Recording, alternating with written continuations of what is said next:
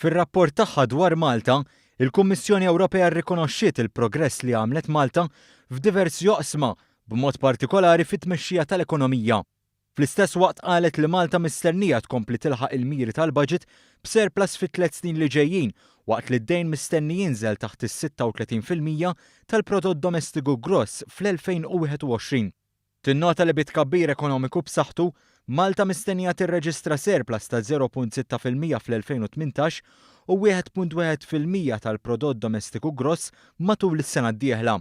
Fl-istess waqt, tinnota li sostenibilità fit-tul tal-finanzi pubbliċi għadhom sfida minħabba n-nefqa fuq is-settur tas-saħħa, il-kura fit-tul għall-anzjani u l-pensjonijiet.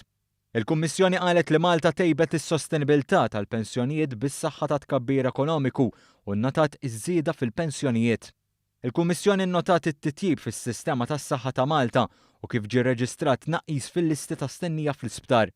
Madankollu, innotat li l-kura primarja qed tagħmel pressjoni fuq l-isptarijiet u s-servizz ta' emerġenza. Il-Kummissjoni nnotat ukoll l-inizjattivi l-ħall-Gvern għall-kura fit-tul tal-anzjani. Il-Kummissjoni ħeġġet lill-Gvern biex issaħħaħ l-Awtorità Maltija għas-servizzi finanzjarji.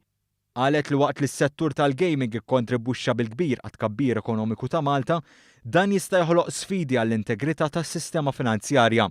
F'dan ir-rigward, il-Kummissjoni qalet li Malta daħlet fis-seħħ l-aħħar direttiva Ewropea kontra l-ħasil tal-flus. Apparti dan, innotat ukoll li l-Gvern ippreżenta strateġija biex jiġġieled il-ħasil tal-flus u l-iffinanzjar tat-terrorizmu. Fl-isfond ta' tkabbir ekonomiku b'saħħtu u riformi li saħħew il-parteċipazzjoni tan-nisa fis-suq tax-xogħol u inċentivi għal aktar taħriġ tal-ħaddiema, il-Kummissjoni qalet li s-suq tax-xogħol f'Malta kompla jitjieb. Żiedet kif pajjiżna qed jistrieħ fuq il-ħaddiema barranin biex ilaħħaq ma' tkabbir ekonomiku. Tgħid li tkabbir ekonomiku b'saħħtu ta' Malta żied il-pressjoni fuq l-infrastruttura.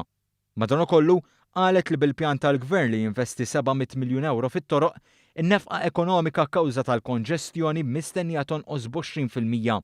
Il-Kummissjoni qalet li Malta jeħtieġ li tkompli bl-isforzi li qed tagħmel biex tiġġieled il-korruzzjoni. Qal li titjib fil-qasam tal-governanza huwa kruċjali biex Malta żżomm ir-reputazzjoni tagħha bħala destinazzjoni internazzjonali għall-investiment. B'reazzjoni, il-Gvern qal li nnota r-rakkomandazzjoni tal-Kummissjoni Ewropea u qal li jinsab kommess li s-sistema tas-saħħa f'Malta teqpa' b'xejn għal kulħadd waqt li jkompli jaħdem għal sistema ta' pensjonijiet sostenibbli mingħajr ma jolli l-età tal-irtirar hekk kif rakkomandat mill-Kummissjoni Ewropea.